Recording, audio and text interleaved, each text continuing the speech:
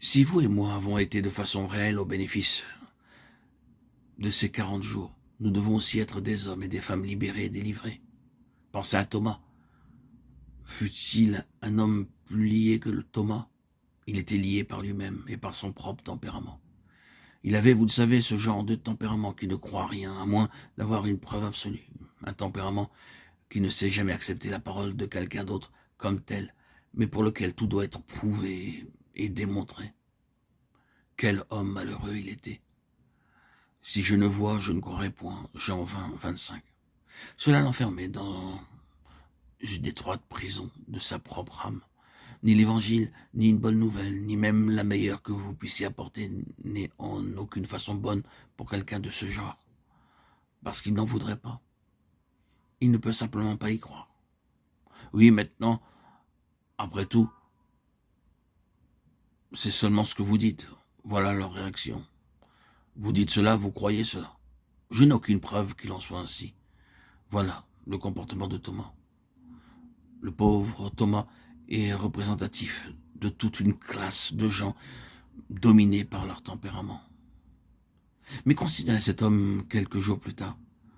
Le Seigneur a vite réglé tout cela en ce qui concerne Thomas, si complètement que lorsque 8 jours après il fut invité par le Seigneur en ces termes, « Avance ici ton doigt » pour examiner et constater quant à lui-même l'évidence. Il n'est point rapporté qu'il le fit. Il ne put que dire « Mon Seigneur et mon Dieu ». Il est écrasé, mais il est un homme affranchi. La même chose fut vraie de tous. Chacun d'eux avait besoin de délivrance, et cette délivrance se produisit pendant les 40 jours.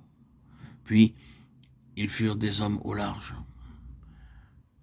Ils se tenaient là ensemble le jour de la Pentecôte en hommes libres.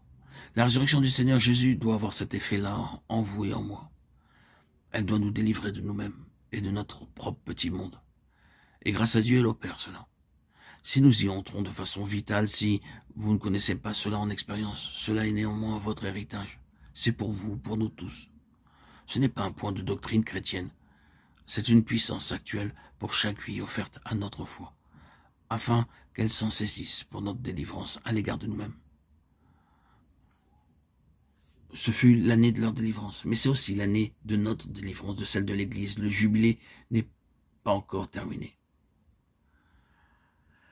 Le Seigneur Jésus l'avait proclamé par sa résurrection. Il l'avait introduit, et par l'envoi du Saint-Esprit, le jour du jubilé, le 50e jour, la Pentecôte, il l'avait finalement scellé. Oui, c'est le jubilé, c'est la délivrance. Tout porte l'empreinte de cela. Et ainsi, la Pentecôte a été le couronnement de ces 50 jours et la mise à disposition particulièrement des valeurs des 40 jours. C'était leur jour de délivrance.